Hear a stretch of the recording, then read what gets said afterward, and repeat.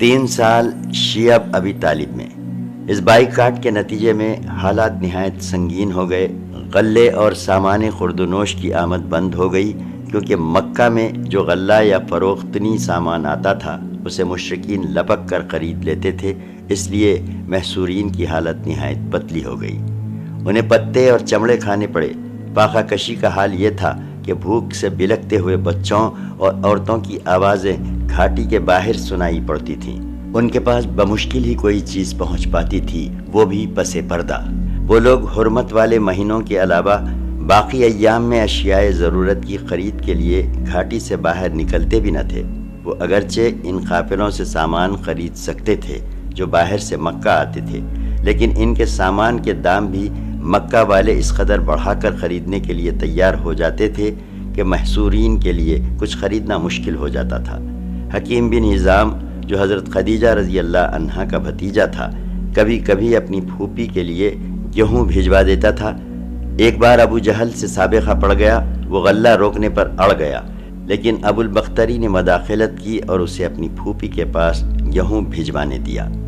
ادھر ابو طالب کو رسول اللہ صلی اللہ علیہ وسلم کے بارے میں برابر خطرہ لگا رہتا تھا، اس لیے جب لوگ اپنے اپنے بستروں پر جاتے تو وہ رسول اللہ صلی اللہ علیہ وسلم سے کہتے کہ تم اپنے بستر پر سو رہو۔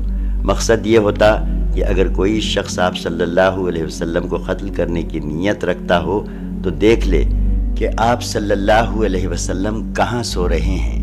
پھر جب لوگ سو جاتے تو ابو طالب آپ صلی اللہ علیہ وسلم کی جگہ بدل دیتے، یعنی اپنے بیٹوں، بھائیوں یا بھتیجوں میں سے کسی کو رسول اللہ صلی اللہ علیہ وسلم کے بستر پر سلا دیتے اور رسول اللہ صلی اللہ علیہ وسلم سے کہتے کہ تم اس کے بستر پر چلے جاؤ۔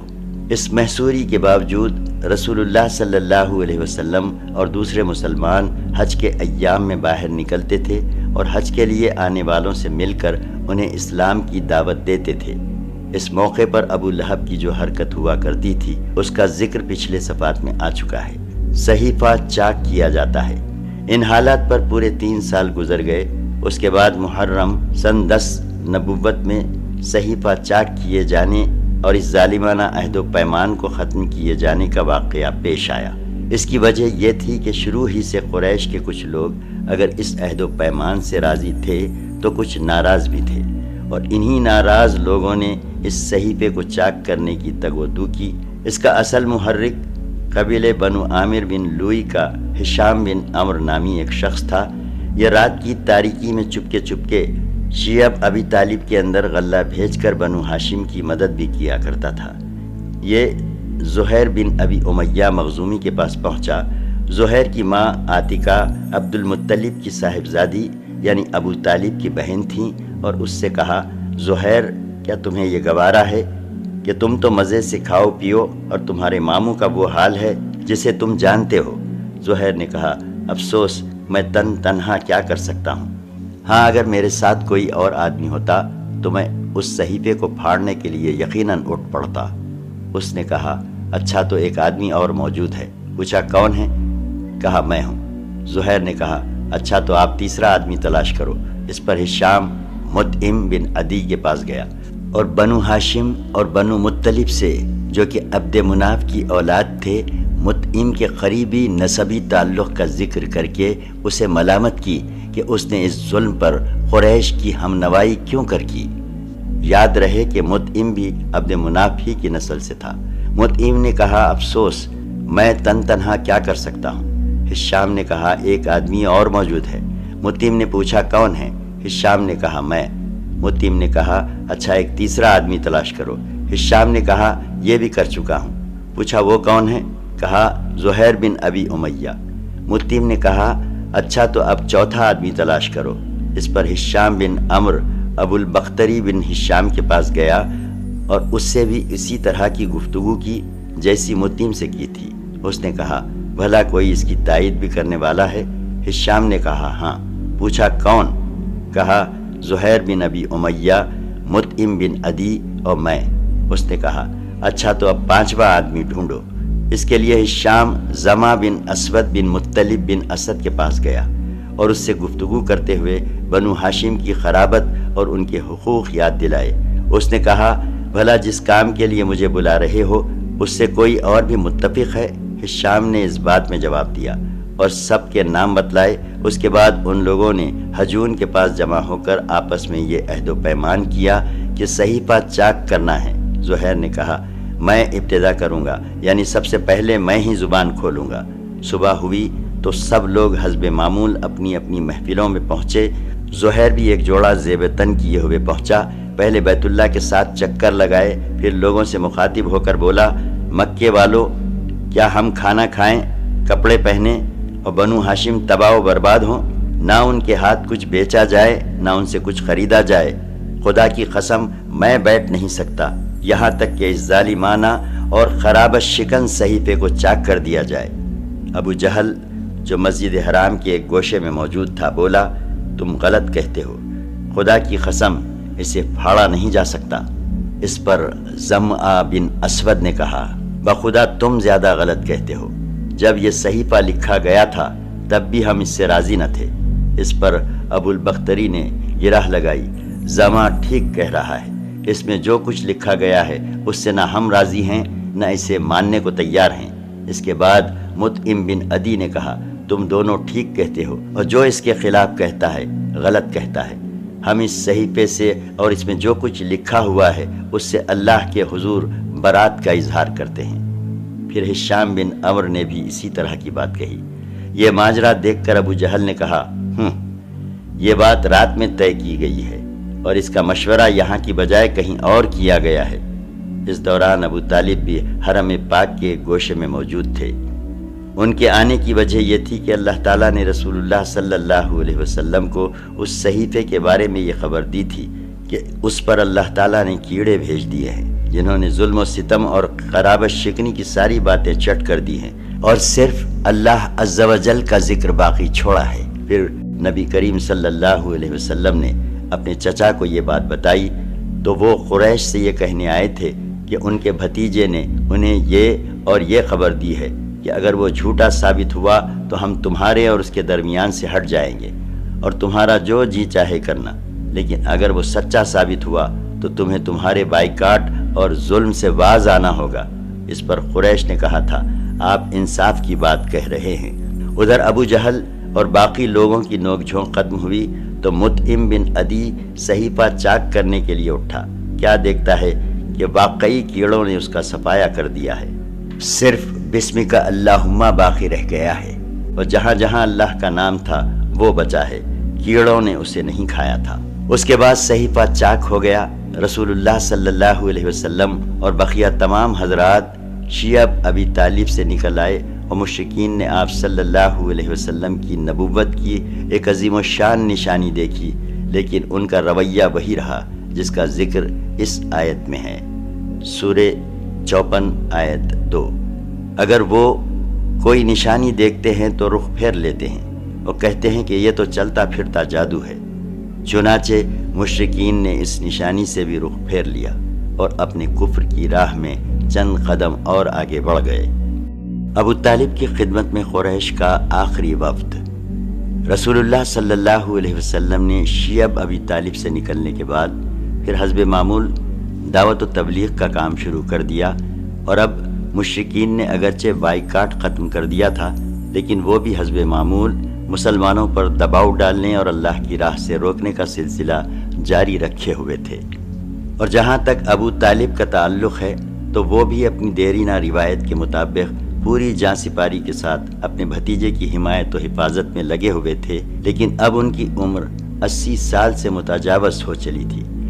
کئی سال سے پے در پے سنگین آلام و حوادث نے اور خصوصاً محصوری نے انہیں توڑ کر رکھ دیا تھا۔ ان کے قوا مزمحل ہو گئے تھے اور کمر ٹوٹ چکی تھی۔ چنانچہ گھاٹی سے نکلنے کے بعد چند ہی مہینے گزرے تھے کہ انہیں سخت بیماری نے آن پکڑا۔ اس موقع پر مشرکین نے سوچا کہ اگر ابو طالب کا انتقال ہو گیا اور اس کے بعد ہم نے اس کے بھتیجے پر کوئی زیادتی کی تو بڑی بدنامی ہوگی، اس لیے ابو طالب کے سامنے ہی نبی کریم صلی اللہ علیہ وسلم سے کوئی معاملہ طے کر لینا چاہیے۔ اس سلسلے میں وہ بعض ایسی رعایتیں بھی دینے کے لیے تیار ہو گئے جس پر اب تک راضی نہ تھے۔ چنانچہ ان کا ایک وفد ابو طالب کی خدمت میں حاضر ہوا اور یہ ان کا آخری وفد تھا۔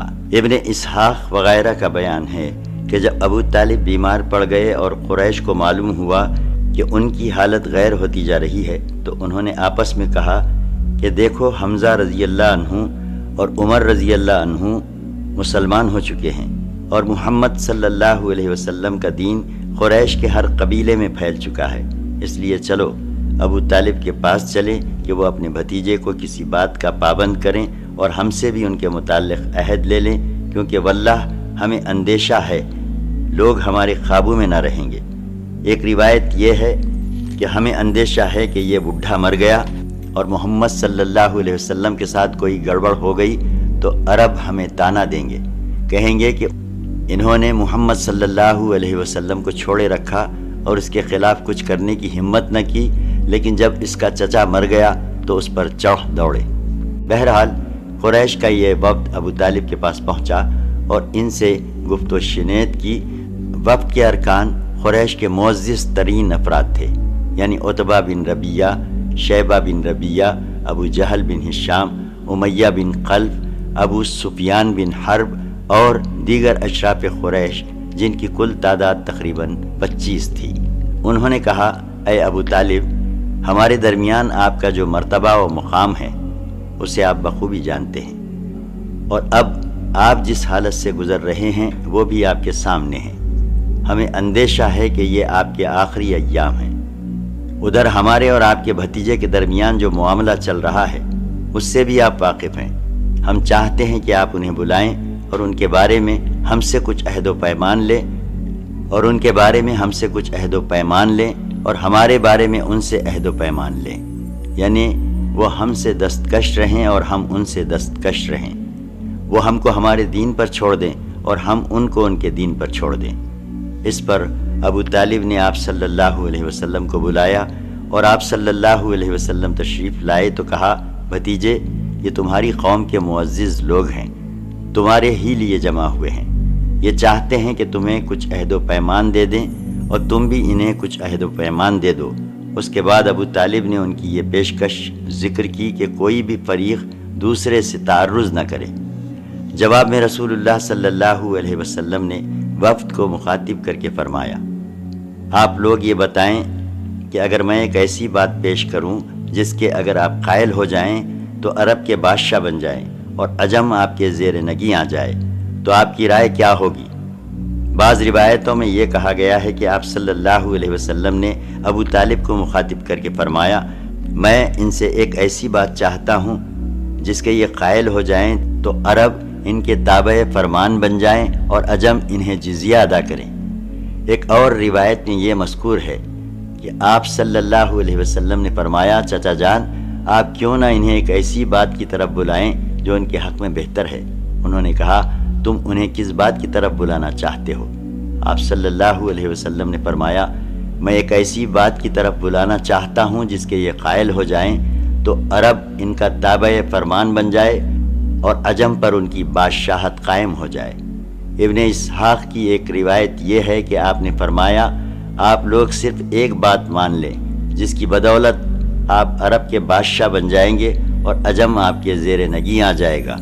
بہرحال جب یہ بات آپ نے کہی تو وہ لوگ کسی قدر توقف میں پڑ گئے اور سٹ پٹا سے گئے۔ وہ حیران تھے کہ صرف ایک بات جو اس قدر مفید ہے اسے مسترد کیسے کریں۔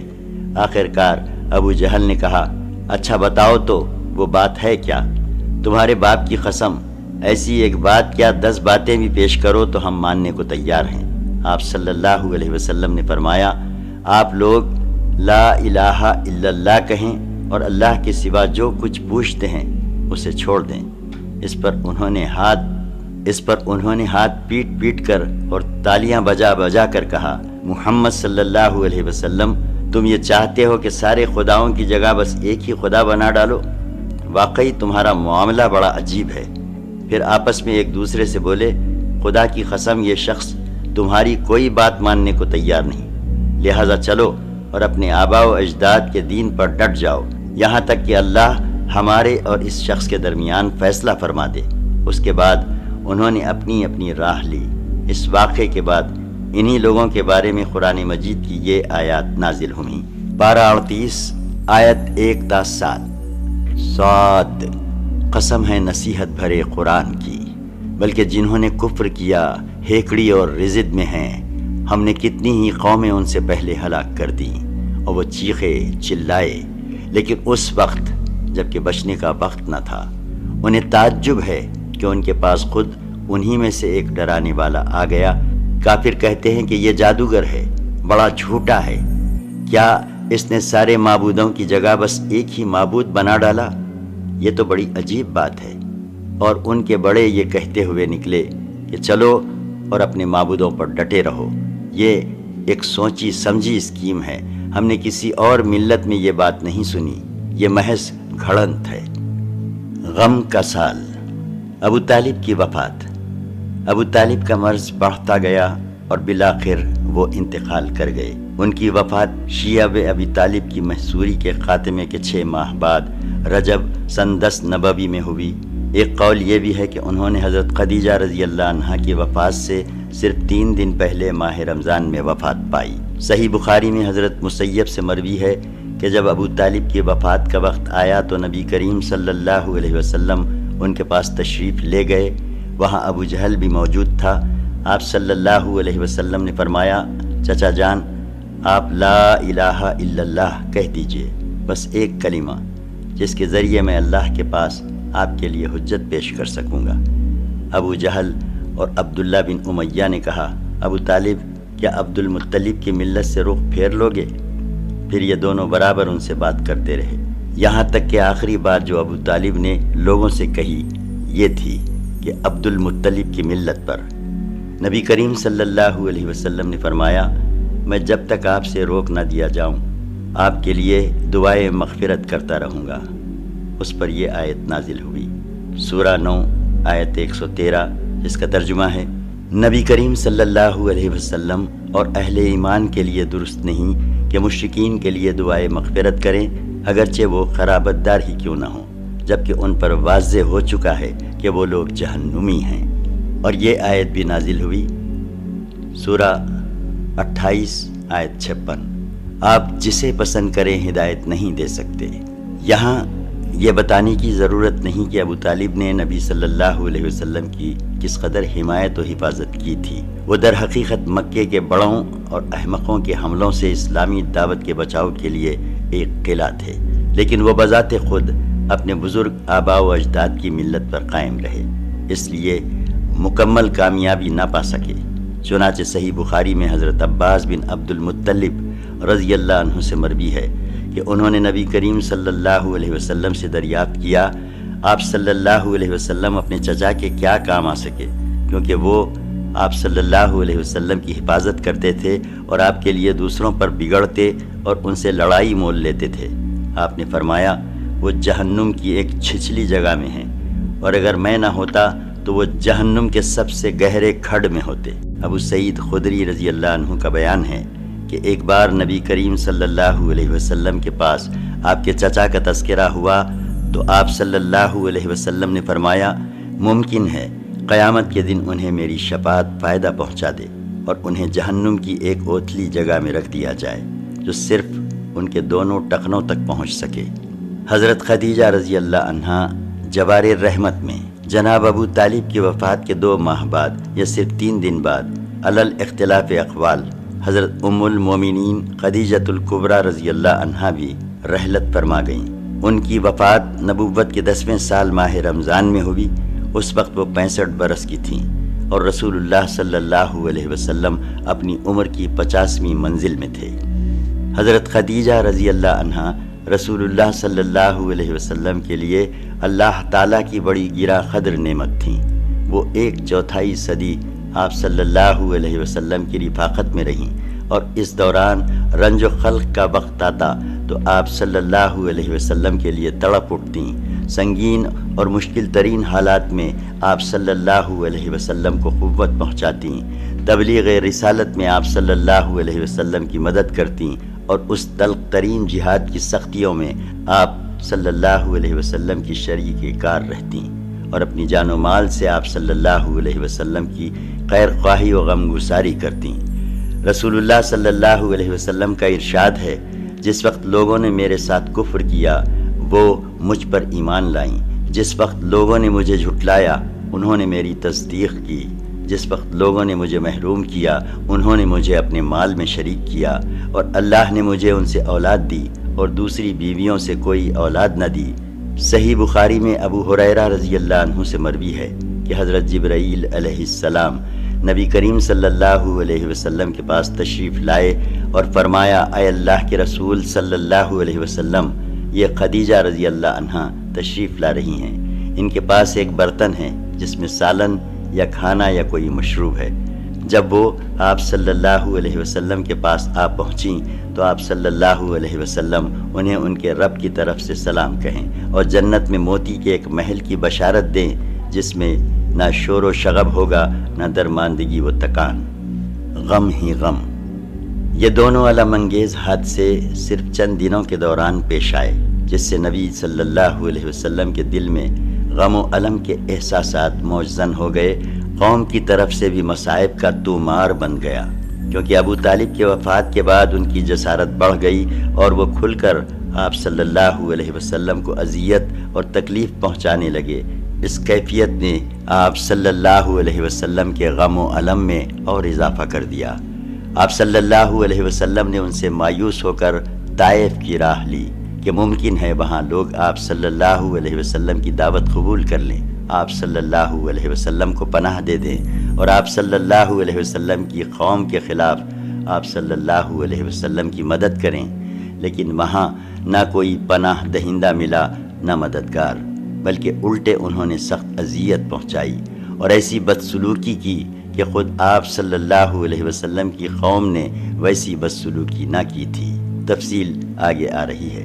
یہاں اس بات کا اعادہ بے محل نہ ہوگا کہ اہل مکہ نے جس طرح نبی صلی اللہ علیہ وسلم کے خلاف ظلم و جور کا بازار گرم کر رکھا تھا، اسی طرح وہ آپ صلی اللہ علیہ وسلم کے رفقا کے خلاف بھی ستمرانی کا سلسلہ جاری رکھے ہوئے تھے۔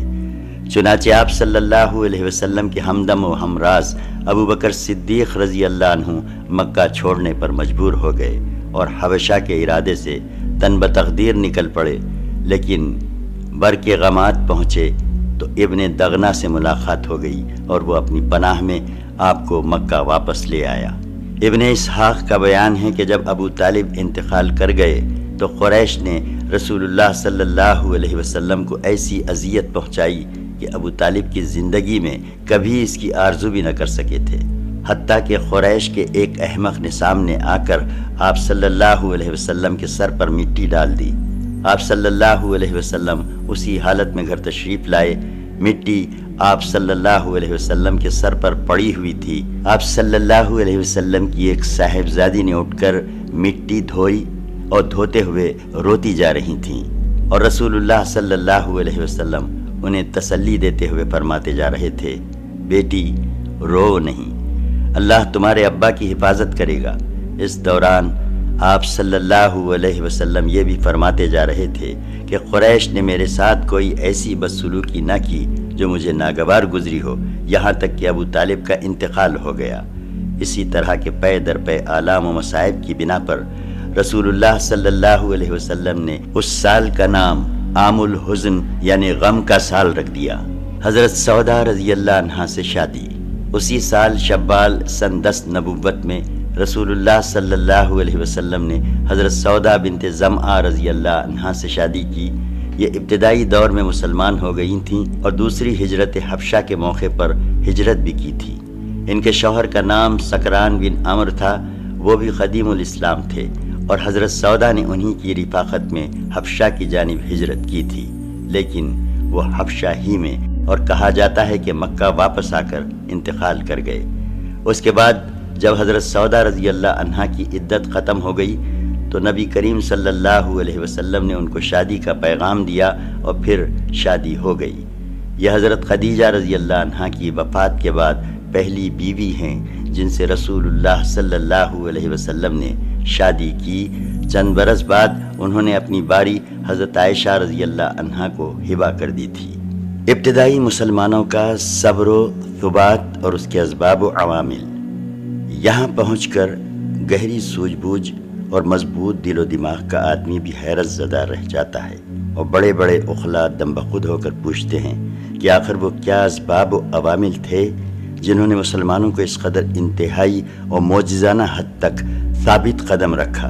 آخر مسلمانوں نے کس طرح ان بے پایاں مظالم پر صبر کیا جنہیں سن کر رونگٹے کھڑے ہو جاتے ہیں اور دل لرز اٹھتا ہے۔ بار بار کھٹکنے اور دل کی تہوں سے ابھرنے والے اس سوال کے پیش نظر مناسب معلوم ہوتا ہے کہ ان اسباب و عوامل کی طرف ایک سرسری اشارہ کر دیا جائے۔ ان میں سب سے پہلا اور اہم سبب اللہ کی ذات واحد پر ایمان اور اس کی ٹھیک ٹھیک معرفت ہے، کیونکہ جب ایمان کی بشاشت دلوں میں جانشین ہو جاتی ہے تو وہ پہاڑوں سے ٹکرا جاتا ہے اور اسی کا پلہ بھاری رہتا ہے، اور جو شخص ایسے ایمان محکم اور یقین جازم سے بہرور ہو وہ دنیا کی مشکلات کو خواہ وہ جتنی بھی زیادہ ہوں اور جیسی بھی بھاری بھرکم، خطرناک اور سخت ہوں، اپنے ایمان کے بالمقابل اس کائی سے زیادہ اہمیت نہیں دیتا جو کسی بند توڑ اور قلعہ شکن سیلاب کی بالائی سطح پر جم جاتی ہے۔ اس لیے مومن اپنے ایمان کی حلاوت، یقین کی تازگی اور اعتقاد کی بشاشت کے سامنے ان مشکلات کی کوئی پرواہ نہیں کرتا۔ وَأَمَّا الزَّبَدُ فَيَذْهَبُ جُفَاءً وَأَمَّا مَا يَنْفَعُ النَّاسَ فَيَمْكُثُ فِي الْأَرْضِ، سورہ 13 آیت 17۔ جو جھاگ ہے وہ تو بیکار ہو کر اڑ جاتا ہے، اور جو لوگوں کو نفع دینے والی چیز ہے وہ زمین میں برقرار رہتی ہے۔ پھر اسی ایک سبب سے ایسے اسباب وجود میں آتے ہیں جو اس صبر اور ثابت قدمی کو قوت بخشتے ہیں۔ مثلاً 2، پرکشش قیادت۔ معلوم ہے کہ نبی کریم صلی اللہ علیہ وسلم جو امت اسلامیہ بلکہ ساری انسانیت کے سب سے بلند پایہ قائد و رہنما تھے، ایسے جسمانی جمال، نفسانی کمال، کریمانہ اخلاق، باعظمت کردار اور شریفانہ عادات و اطوار سے بہرور تھے کہ دل خود بخود آپ صلی اللہ علیہ وسلم کی جانب کھینچے جاتے تھے، اور طبیعتیں خود بخود آپ صلی اللہ علیہ وسلم پر نچھاور ہوتی تھیں، کیونکہ جن کمالات پر لوگ جان چھڑکتے ہیں ان سے آپ صلی اللہ علیہ وسلم کو اتنا بھرپور حصہ ملا تھا کہ اتنا کسی اور انسان کو دیا ہی نہیں گیا۔ آپ صلی اللہ علیہ وسلم شرف و عظمت اور فضل و کمال کی سب سے بلند چوٹی پر جلوہ فگن تھے۔ عفت و امانت، صدق و صفا اور جملہ امور خیر میں آپ صلی اللہ علیہ وسلم کا وہ امتیازی مقام تھا کہ رفقا تو رفقا، آپ صلی اللہ علیہ وسلم کے دشمنوں کو بھی آپ صلی اللہ علیہ وسلم کی یکتائی و انفرادیت پر کبھی شک نہ گزرا۔ آپ صلی اللہ علیہ وسلم کی زبان سے جو بات نکل گئی دشمنوں کو بھی یقین ہو گیا کہ وہ سچی ہے اور ہو کر رہے گی۔ واقعات اس کی شہادت دیتے ہیں۔ ایک بار قریش کے ایسے 3 آدمی اکٹھے ہوئے جن میں سے ہر ایک نے اپنے بقیہ 2 ساتھیوں سے چھپ چھپا کر تنہا قرآن مجید سنا تھا، لیکن بعد میں ہر ایک کا راز دوسرے پر فاش ہو گیا تھا۔ انہی تینوں میں سے ایک ابو جہل بھی تھا۔ تینوں اکٹھے ہوئے تو ایک نے ابو جہل سے دریافت کیا کہ بتاؤ، تم نے جو کچھ محمد صلی اللہ علیہ وسلم سے سنا ہے اس کے بارے میں تمہاری رائے کیا ہے؟ ابو جہل نے کہا، میں نے کیا سنا ہے؟ بات دراصل یہ ہے کہ ہم نے اور عبد مناف نے شرف و عظمت میں ایک دوسرے کا مقابلہ کیا۔ انہوں نے غربا و مساکین کو کھلایا تو ہم نے بھی کھلایا، انہوں نے داد و دہش میں سواریاں عطا کی تو ہم نے بھی عطا کی، انہوں نے لوگوں کو عطیات سے نوازا تو ہم نے بھی ایسا کیا، یہاں تک کہ جب ہم اور وہ گھٹنوں گھٹنوں ایک دوسرے کے ہم پلہ ہو گئے اور ہماری اور ان کی حیثیت ریس کے 2 مد مقابل گھوڑوں کی ہو گئی، تو اب بنو عبد مناف کہتے ہیں کہ ہمارے اندر ایک نبی صلی اللہ علیہ وسلم ہے جس کے پاس آسمان سے وحی آتی ہے، بھلا بتائیے ہم اسے کب پا سکتے ہیں؟ خدا کی قسم ہم اس شخص پر کبھی ایمان نہ لائیں گے اور اس کی ہرگز تصدیق نہ کریں گے۔ چنانچہ ابو جہل کہا کرتا تھا، اے محمد صلی اللہ علیہ وسلم، ہم تمہیں جھوٹا نہیں کہتے، لیکن تم جو کچھ لے کر آئے ہو اس کی تکذیب کرتے ہیں، اور اسی بارے میں اللہ تعالیٰ نے یہ آیت نازل فرمائی، فَإِنَّهُ لَا يُكَذِّبُونَكَ وَلَكِنَّ الظَّالِمِينَ بِآيَاتِ اللَّهِ يُجْحَدُونَ۔ یہ لوگ آپ کو نہیں جھٹلاتے بلکہ یہ ظالم اللہ کی آیتوں کا انکار کرتے ہیں۔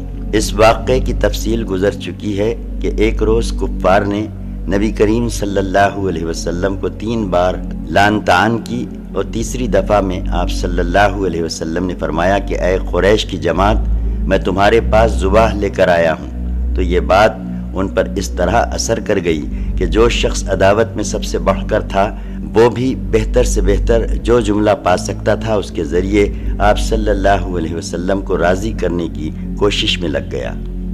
اسی طرح اس کی بھی تفصیل گزر چکی ہے کہ جب حالت سجدہ میں آپ صلی اللہ علیہ وسلم پر اوجھڑی ڈالی گئی اور آپ صلی اللہ علیہ وسلم نے سر اٹھانے کے بعد اس حرکت کے کرنے والے پر بد دعا کی تو ان کی ہنسی ہوا ہو گئی اور ان کے اندر غم و خلق کی لہر دوڑ گئی۔ انہیں یقین ہو گیا کہ اب ہم بچ نہیں سکتے۔ یہ واقعہ بھی بیان کیا جا چکا ہے کہ آپ صلی اللہ علیہ وسلم نے ابو لہب کے بیٹے عتبہ پر بد دعا کی تو اسے یقین ہو گیا کہ وہ آپ صلی اللہ علیہ وسلم کی بد دعا کی زد سے بچ نہیں سکتا۔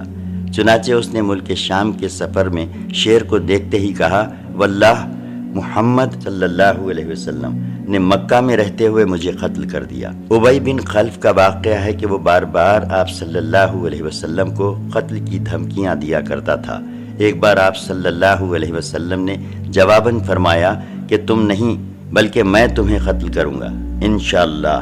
اس کے بعد جب آپ صلی اللہ علیہ وسلم نے جنگ احد کے روز ابی کی گردن پر نیزہ مارا تو اگرچہ اس سے معمولی خراش آئی تھی، لیکن ابی برابر یہی کہے جا رہا تھا کہ محمد صلی اللہ علیہ وسلم نے مجھ سے مکہ میں کہا تھا میں تمہیں قتل کروں گا، اس لیے اگر وہ مجھ پر تھوک ہی دیتا تو بھی میری جان نکل جاتی۔ تفصیل آگے آ رہی ہے۔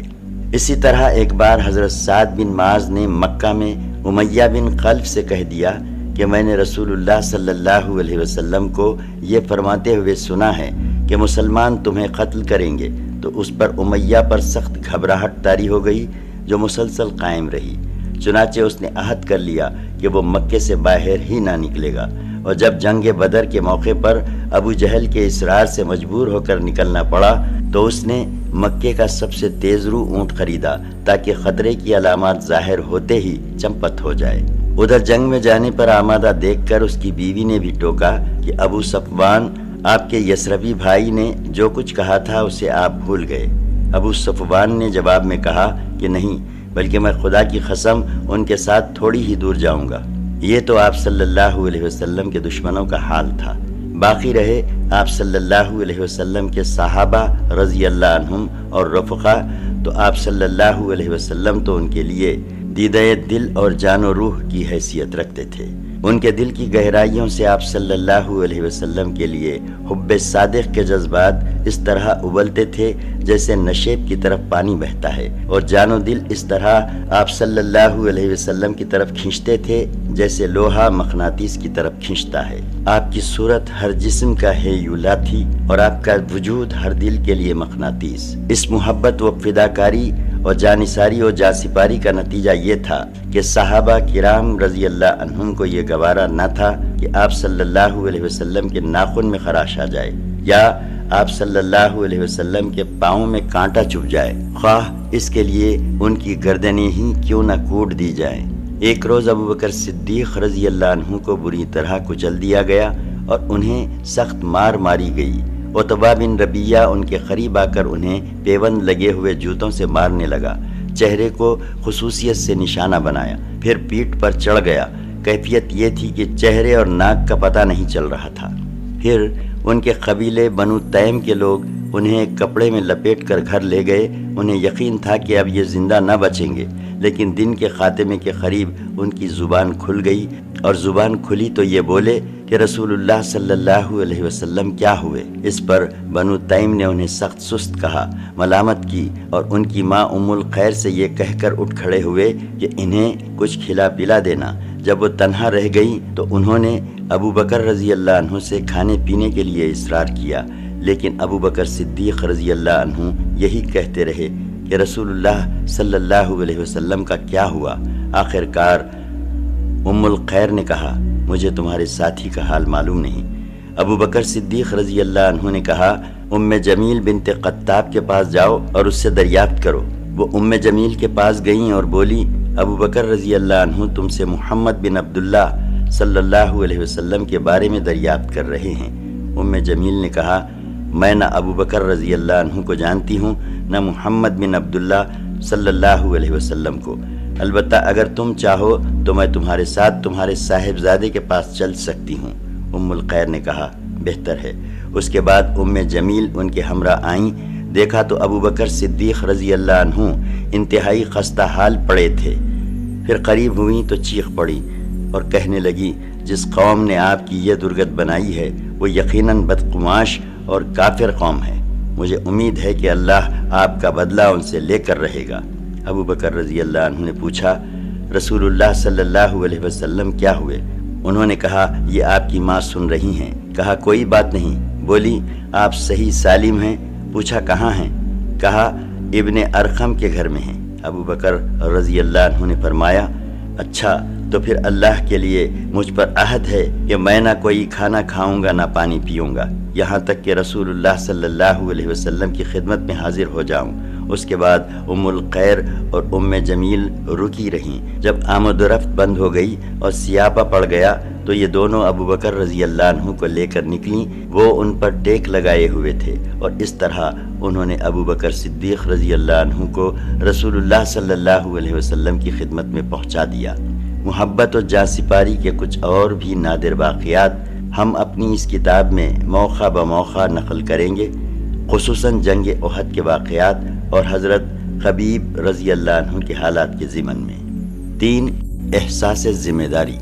صحابہ کرام رضی اللہ عنہم جانتے تھے کہ یہ مشت خاک جسے انسان کہا جاتا ہے اس پر کتنی بھاری بھرکم اور زبردست ذمہ داریاں ہیں، اور یہ کہ ان ذمہ داریوں سے کسی صورت میں گریز اور پہلو تہی نہیں کی جا سکتی، کیونکہ اس گریز کے جو نتائج ہوں گے وہ موجودہ ظلم و ستم سے زیادہ خوفناک اور ہلاکت آفرین ہوں گے، اور اس گریز کے بعد خود ان کو اور ساری انسانیت کو جو خسارہ لاحق ہوگا وہ اس قدر شدید ہوگا کہ اس ذمہ داری کے نتیجے میں پیش آنے والے مشکلات اس خسارے کے مقابل کوئی حیثیت نہیں رکھتی۔ 4 آخرت پر ایمان، جو مذکورہ احساس ذمہ داری کی تقویت کا باعث تھا۔ صحابہ کرام رضی اللہ عنہم اس بات کا غیر متزلزل یقین رکھتے تھے کہ انہیں رب العالمین کے سامنے کھڑا ہونا ہے، پھر ان کے چھوٹے بڑے اور معمولی و غیر معمولی ہر طرح کے اعمال کا حساب لیا جائے گا۔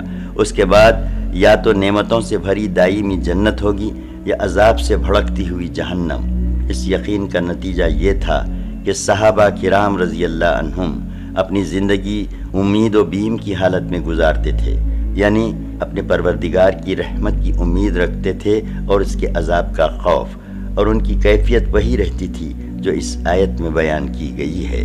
وہ جو کچھ کرتے ہیں دل کے اس خوف کے ساتھ کرتے ہیں کہ انہیں اپنے رب کے پاس پلٹ کر جانا ہے۔ انہیں اس کا بھی یقین تھا کہ دنیا اپنی ساری نعمتوں اور مصیبتوں سمیت آخرت کے مقابل مچھر کے ایک پر کے برابر بھی نہیں، اور یہ یقین اتنا پختہ تھا کہ اس کے سامنے دنیا کی ساری مشکلات، مشقتیں اور تلخیاں ہینچ تھیں، اس لیے وہ ان مشکلات اور تلخیوں کو کوئی حیثیت نہیں دیتے تھے۔ 5 انہی پرخطر مشکل ترین اور تیرہ و تار حالات میں ایسی صورتیں اور آیتیں بھی نازل ہو رہی تھیں جن میں بڑے بڑے ٹھوس اور پرکشش انداز سے اسلام کے بنیادی اصولوں پر دلائل اور براہین قائم کیے گئے تھے، اور اس وقت اسلام کی دعوت انہی اصولوں کے گرد گردش کر رہی تھی۔ ان آیتوں میں اہل اسلام کو ایسے بنیادی امور بتلائے جا رہے تھے جن پر اللہ تعالیٰ نے عالم انسانیت کے سب سے باعظمت اور پر رونق معاشرے یعنی اسلامی معاشرے کی تعمیر و تشکیل مقدر کر رکھی تھی۔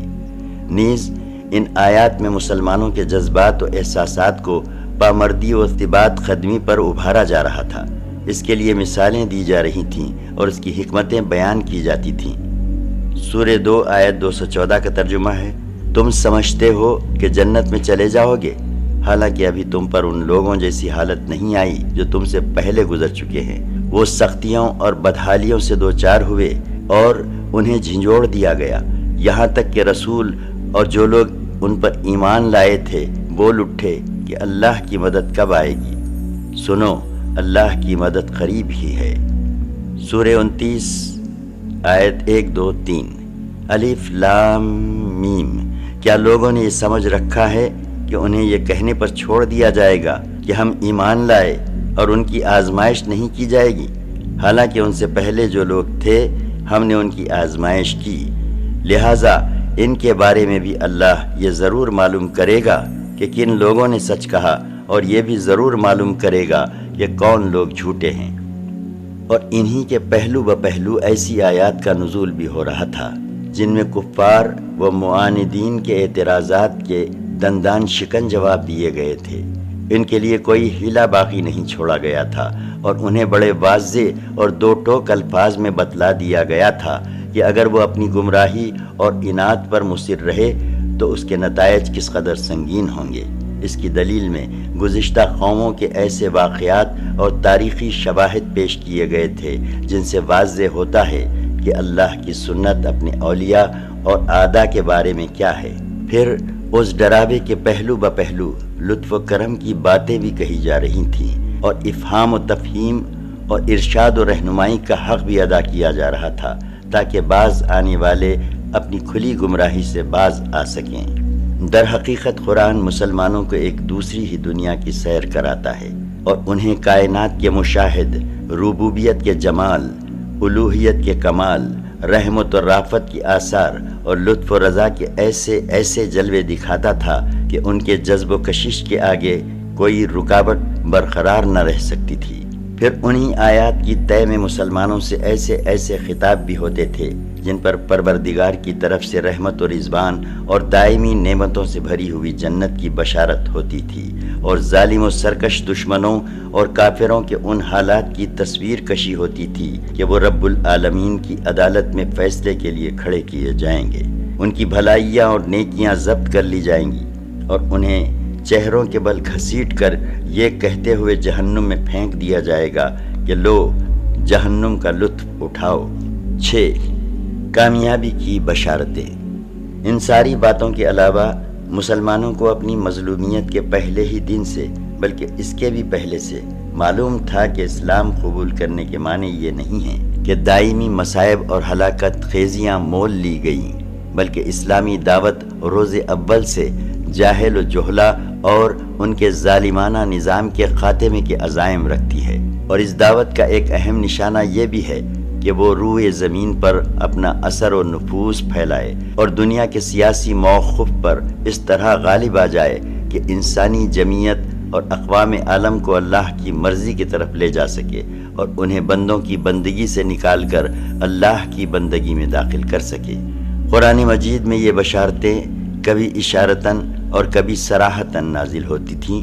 چنانچہ ایک طرف حالات یہ تھے کہ مسلمانوں پر پوری روئے زمین اپنی ساری وسعتوں کے باوجود تنگ بنی ہوئی تھی، اور ایسا لگتا تھا کہ اب وہ پنپ نہ سکیں گے بلکہ ان کا مکمل صفایا کر دیا جائے گا، مگر دوسری طرف انہی حوصلہ شکن حالات میں ایسی آیات کا نزول بھی ہوتا رہتا تھا جن میں پچھلے انبیاء کے واقعات اور ان کی قوم کی تکذیب و کفر کی تفصیلات مذکور ہوتی تھیں، اور ان آیات میں ان کا جو نقشہ کھینچا جاتا تھا وہ بینہ وہی ہوتا تھا جو مکے کے مسلمانوں اور کافروں کے مابین درپیش تھا۔ اس کے بعد یہ بھی بتایا جاتا تھا کہ ان حالات کے نتیجے میں کس طرح کافروں اور ظالموں کو ہلاک کیا گیا اور اللہ کے نیک بندوں کو روئے زمین کا وارث بنایا گیا۔ اس طرح ان آیات میں واضح اشارہ ہوتا تھا کہ آگے چل کر اہل مکہ ناکام اور نامراد رہیں گے، اور مسلمان اور ان کی اسلامی دعوت کامیابی سے ہمکنار ہوگی۔ پھر انہی حالات و ایام میں بعض ایسی بھی آیتیں نازل ہو جاتی تھیں جن میں صراحت کے ساتھ اہل ایمان کے غلبے کی بشارت موجود ہوتی تھی۔ مثلاً اللہ تعالیٰ کا ارشاد ہے سورہ 37 آیت 171 سے 177 تک، اپنے پرستادہ بندوں کے لیے ہمارا پہلے ہی یہ فیصلہ ہو چکا ہے کہ ان کی ضرور مدد کی جائے گی، اور یقیناً ہمارا ہی لشکر غالب رہے گا۔ بس اے نبی صلی اللہ علیہ وسلم، ایک وقت تک کے لیے تم ان سے رخ پھیر لو اور انہیں دیکھتے رہو، ان قریب یہ خود بھی دیکھ لیں گے۔ کیا یہ ہمارے عذاب کے لیے جلدی مچا رہے ہیں؟ تو جب وہ ان کے صحن میں اتر پڑے گا تو ڈرائے گئے لوگوں کی صبح بری ہو جائے گی۔ نیز ارشاد ہے سورہ 54 آیت 45، ان قریب اس جمعیت کو شکست دے دی جائے گی اور یہ لوگ پیٹ پھیر کر بھاگیں گے۔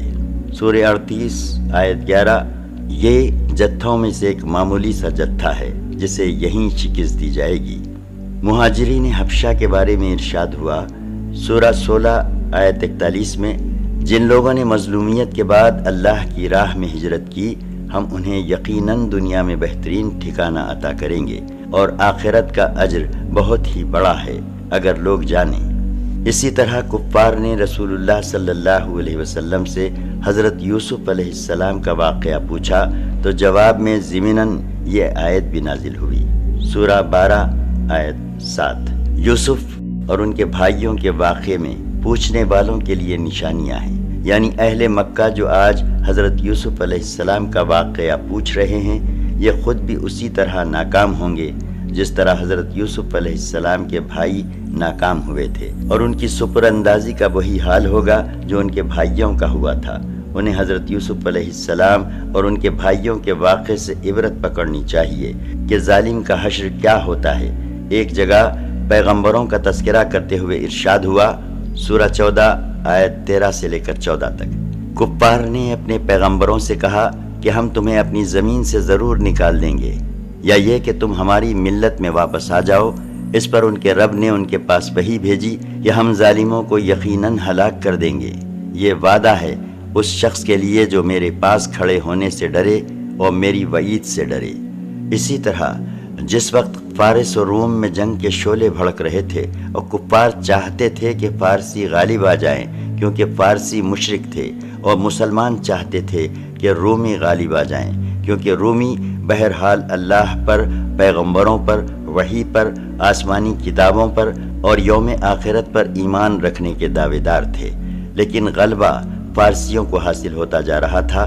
تو اس وقت اللہ نے یہ خوشخبری نازل فرمائی کہ چند برس بعد رومی غالب آ جائیں گے، لیکن اسی ایک بشارت پر اکتفا نہ کی بلکہ اس ضمن میں یہ بشارت بھی نازل فرمائی کہ رومیوں کے غلبے کے وقت اللہ تعالیٰ مومنوں کی بھی خاص مدد فرمائے گا جس سے وہ خاموش ہو جائیں گے۔ چنانچہ ارشاد ہے پارہ 30 آیت 4 اور 5، یعنی اس دن اہل ایمان بھی اللہ کی ایک خاص مدد سے خوش ہو جائیں گے۔ اور آگے چل کر اللہ کی یہ مدد جنگ بدر کے اندر حاصل ہونے والی عظیم کامیابی اور فتح کی شکل میں نازل ہوئی۔ قرآن کے علاوہ خود رسول اللہ صلی اللہ علیہ وسلم بھی مسلمانوں کو وقتاً فوقتاً اس طرح کی خوشخبری سنایا کرتے تھے۔ چنانچہ موسم حج میں آپ عکاظ، مجنہ اور ذوالمجاز کے بازاروں میں لوگوں کے اندر تبلیغ رسالت کے لیے تشریف لے جاتے تو صرف جنت ہی کی بشارت نہیں دیتے تھے بلکہ دو ٹوک لفظوں میں اس کا بھی اعلان فرماتے تھے، لوگو لا الہ الا اللہ کہو، کامیاب رہو گے، اس کی بدولت عرب کے بادشاہ بن جاؤ گے اور اس کی وجہ سے عجم بھی تمہارے زیر نگیں آ جائے گا، پھر جب تم وفات پاؤ گے تو جنت کے اندر بادشاہ رہو گے۔ یہ واقعہ پچھلے صفات میں گزر چکا ہے کہ جب عتبہ بن ربیعہ نے آپ صلی اللہ علیہ وسلم کو متاع دنیا کی پیشکش کر کے سودے بازی کرنی چاہی اور آپ صلی اللہ علیہ وسلم نے جواب میں حامیم تنزیل السجدہ کی آیت پڑھ کر سنائی تو عتبہ کو یہ توقع بن گئی کہ انجام کار آپ صلی اللہ علیہ وسلم غالب رہیں گے۔ اسی طرح ابو طالب کے پاس آنے والے قریش کے آخری وفد سے آپ صلی اللہ علیہ وسلم کی جو گفتگو ہوئی تھی اس کی بھی تفصیلات گزر چکی ہیں۔ اس موقع پر بھی آپ صلی اللہ علیہ وسلم نے پوری صراحت کے ساتھ فرمایا تھا کہ آپ صلی اللہ علیہ وسلم ان سے صرف ایک بات چاہتے ہیں جسے وہ مان لیں تو عرب ان کا تابع فرمان بن جائے اور عجم پر ان کی بادشاہت قائم ہو جائے۔ حضرت خباب بن ارد کا ارشاد ہے کہ ایک بار میں خدمت نبوی صلی اللہ علیہ وسلم میں حاضر ہوا، آپ کعبہ کے سائے میں ایک چادر کو تکیہ بنائے تشریف فرما تھے۔ اس وقت ہم مشرکین کے ہاتھوں سختی سے دوچار تھے۔ میں نے کہا کیوں نہ آپ صلی اللہ علیہ وسلم اللہ سے دعا فرمائیں۔ یہ سن کر آپ صلی اللہ علیہ وسلم اٹھ بیٹھے۔ آپ صلی اللہ علیہ وسلم کا چہرہ سرخ ہو گیا اور آپ صلی اللہ علیہ وسلم نے فرمایا جو لوگ تم سے پہلے تھے ان کی ہڈیوں تک گوشت اور اعصاب میں لوہے کی کنگیاں کر دی جاتی تھیں، لیکن یہ سختی بھی انہیں دین سے باز نہ رکھتی تھی۔ پھر آپ صلی اللہ علیہ وسلم نے فرمایا اللہ اس امر کو یعنی دین کو مکمل کر کے رہے گا، یہاں تک کہ سوار ثنا سے حذر موت تک جائے گا اور اسے اللہ کے سوا کسی کا خوف نہ ہوگا، البتہ بکری پر بھیڑیے کا خوف ہوگا۔ ایک روایت میں اتنا اور بھی ہے، لیکن تم لوگ جلدی کر رہے ہو۔ یاد رہے کہ یہ بشارتیں کچھ ڈھکی چھپی نہ تھیں بلکہ معروف و مشہور تھیں، اور مسلمانوں ہی کی طرح کفار بھی ان سے واقف تھے۔ چنانچہ جب اسود بن مطلب اور اس کے رفقا صحابہ کرام رضی اللہ عنہم کو دیکھتے تو تانا زنی کرتے ہوئے آپس میں کہتے کہ لیجئے، آپ کے پاس روئے زمین کے بادشاہ آ گئے ہیں، یہ جلد ہی شاہان قیصر و کسریٰ کو مغلوب کر لیں گے۔ اس کے بعد وہ سیٹیاں اور تالیاں بجاتے۔ بہرحال صحابہ کرام رضی اللہ عنہم کے خلاف اس وقت ظلم و ستم اور مصائب و آلام کا جو ہماگیر طوفان برپا تھا، اس کی حیثیت حصول جنت کی ان یقینی امیدوں اور تابناک و پروقار مستقبل کی ان بشارتوں کے مقابل اس بادل سے زیادہ نہ تھی جو ہوا کے ایک ہی جھٹکے سے بکھر کر تحلیل ہو جاتا ہے۔ علاوہ ازیں رسول اللہ صلی اللہ علیہ وسلم اہل ایمان کو ایمانی مرغوبات کے ذریعے مسلسل روحانی غذا فراہم کر رہے تھے، تعلیم کتاب و حکمت کے ذریعے ان کے نفوس کا تزکیہ فرما رہے تھے، نہایت دقیق اور گہری تربیت دے رہے تھے، اور روح کی بلندی، قلب کی صفائی، اخلاق کی پاکیزگی، مادیات کے غلبے سے آزادی، شہوات کی مقاومت اور رب السماوات والارض کی کشش کے مقامات کی جانب ان کے نفوس قدسیہ کی ہدی خوانی فرما رہے تھے۔ آپ صلی اللہ علیہ وسلم ان کے دلوں کی بجھتی ہوئی چنگاری کو بھڑکتے ہوئے شعلوں میں تبدیل کر دیتے تھے اور انہیں تاریکیوں سے نکال کر نور زار ہدایت میں پہنچا رہے تھے، انہیں اذیتوں پر صبر کی تلقین فرما رہے تھے اور شریفانہ درگزر اور قہر نفس کی ہدایت دیتے تھے۔ اس کا نتیجہ یہ تھا کہ ان کی دینی پختگی فزوں تر ہوتی گئی اور وہ شہوات سے کنارہ کشی، رضائے الہی کی راہ میں جا سپاری، جنت کے شوق، علم کی حرص، دین کی سمجھ، نفس کے محاسبے، جذبات کو دبانے، رجحانات کو موڑنے، ہیجان کی لہروں پر قابو پانے اور صبر و سکون اور عز و وقار کی پابندی کرنے میں انسانیت کا نادر روزگار نمونہ بن گئے۔ تیسرا مرحلہ، بیرون مکہ دعوت اسلام۔ رسول اللہ صلی اللہ علیہ وسلم طائف میں شوال سن 10 نبوت اواخر مئی یا اوائل جون 619 عیسوی میں نبی کریم صلی اللہ علیہ وسلم طائف تشریف لے گئے۔ یہ مکہ سے تقریباً 60 میل دور ہے۔ آپ صلی اللہ علیہ وسلم یہ مسافت آتے جاتے پیدل طے فرمائی تھی۔ آپ صلی اللہ علیہ وسلم کے ہمراہ آپ کے آزاد کردہ غلام حضرت زید بن حارثہ تھے۔ راستے میں جس قبیلے سے گزر ہوتا اسے اسلام کی دعوت دیتے، لیکن کسی نے بھی یہ دعوت قبول نہ کی۔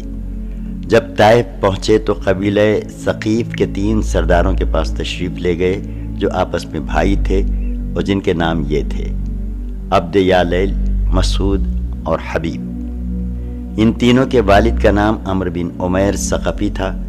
آپ صلی اللہ علیہ وسلم نے ان کے پاس بیٹھنے کے بعد انہیں اللہ کی اطاعت اور اسلام کی مدد کی دعوت دی۔ جواب میں ایک نے کہا کہ وہ کعبے کا پردہ پھاڑے اگر اللہ نے تمہیں رسول بنایا ہو۔ دوسرے نے کہا کیا اللہ کو تمہارے علاوہ کوئی اور نہ ملا؟ تیسرے نے کہا میں تم سے ہرگز بات نہ کروں گا، اگر تم واقعی پیغمبر ہو تو تمہاری بات رد کرنا میرے لیے انتہائی خطرناک ہے، اور اگر تم نے اللہ پر جھوٹ گھڑ رکھا ہے تو پھر مجھے تم سے بات کرنی ہی نہیں چاہیے۔ یہ جواب سن کر آپ صلی اللہ علیہ وسلم وہاں سے اٹھ کھڑے ہوئے اور صرف اتنا فرمایا تم لوگوں نے جو کچھ کیا، بہرحال اسے پس پردہ ہی رکھنا۔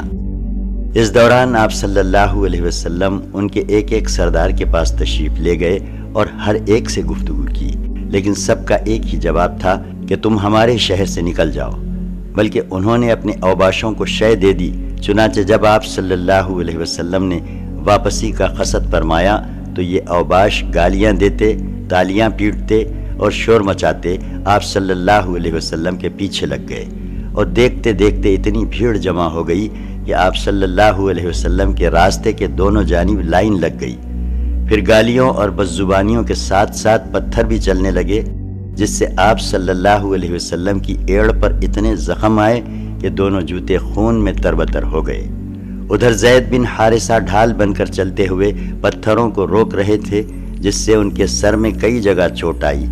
بدماشوں نے یہ سلسلہ برابر جاری رکھا، یہاں تک کہ آپ کو عتبہ اور شیبہ ابنائے ربیہ کے ایک باغ میں پناہ لینے پر مجبور کر دیا۔ یہ باغ طائف سے 3 میل کے فاصلے پر واقع تھا۔ جب آپ صلی اللہ علیہ وسلم نے یہاں پناہ لی تو بھیڑ واپس چلی گئی، اور آپ صلی اللہ علیہ وسلم ایک دیوار سے ٹیک لگا کر انگور کی بیل کے سائے میں بیٹھ گئے۔ قدرے اطمینان ہوا تو دعا فرمائی، جو دعائے مستضعفین کے نام سے مشہور ہے۔ اس دعا کے ایک ایک فقرے سے اندازہ کیا جا سکتا ہے کہ طائف میں اس بدسلوکی سے دوچار ہونے کے بعد اور کسی ایک بھی شخص کے ایمان نہ لانے کی وجہ سے آپ صلی اللہ علیہ وسلم کس قدر دل پگار تھے، اور آپ صلی اللہ علیہ وسلم کے احساسات پر حزن و علم اور غم و افسوس کا کس قدر غلبہ تھا۔ آپ صلی اللہ علیہ وسلم نے فرمایا، بار الہا، میں تجھی سے اپنی کمزوری و بے بسی اور لوگوں کے نزدیک اپنی بے قدری کا شکوہ کرتا ہوں۔ یا ارحم الراحمین، تو کمزوروں کا رب ہے اور تو ہی میرا بھی رب ہے۔ تو مجھے کس کے حوالے کر رہا ہے؟ کیا کسی بیگانے کے جو میرے ساتھ تندی سے پیش آئے، یا کسی دشمن کے جس کو تو نے میرے معاملے کا مالک بنا دیا ہے؟ اگر مجھ پر تیرا غضب نہیں ہے تو مجھے کوئی پرواہ نہیں، لیکن تیری عافیت میرے لیے زیادہ کشادہ ہے۔ میں تیرے چہرے کے اس نور کی پناہ چاہتا ہوں جس سے تاریکیاں روشن ہو گئیں، اور جس پر دنیا و آخرت کے معاملات درست ہوئے کہ تو مجھ پر اپنا غضب نازل کرے یا تیرا عتاب مجھ پر وارد ہو۔ تیری ہی رضا مطلوب ہے، یہاں تک کہ تو خوش ہو جائے، اور تیرے بغیر کوئی زور اور طاقت نہیں۔ ادھر آپ صلی اللہ علیہ وسلم کو ابنائے ربیہ نے اس حال زار میں دیکھا تو ان کے جذبہ خرابت میں حرکت پیدا ہوئی، اور انہوں نے اپنے ایک عیسائی غلام کو جس کا نام عداس تھا بلا کر کہا کہ اس انگور سے ایک گچھا لو اور اس شخص کو دے آؤ۔ جب اس نے انگور آپ صلی اللہ علیہ وسلم کی خدمت میں پیش کیا تو آپ صلی اللہ علیہ وسلم نے بسم اللہ کہہ کر ہاتھ بڑھایا اور کھانا شروع کیا۔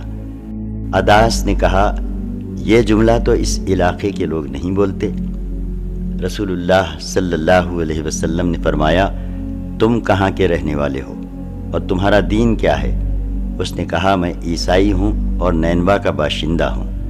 رسول اللہ صلی اللہ علیہ وسلم نے فرمایا، اچھا، تم مرد صالح یونس بن متی کی بستی کے رہنے والے ہو۔ اس نے کہا، آپ صلی اللہ علیہ وسلم یونس بن متی کو کیسے جانتے ہیں؟ رسول اللہ صلی اللہ علیہ وسلم نے فرمایا، وہ میرے بھائی تھے، وہ نبی تھے اور میں بھی نبی ہوں۔ یہ سن کر عداس رسول اللہ صلی اللہ علیہ وسلم پر جھک پڑا اور آپ صلی اللہ علیہ وسلم کے سر اور ہاتھ پاؤں کو بوسہ دیا۔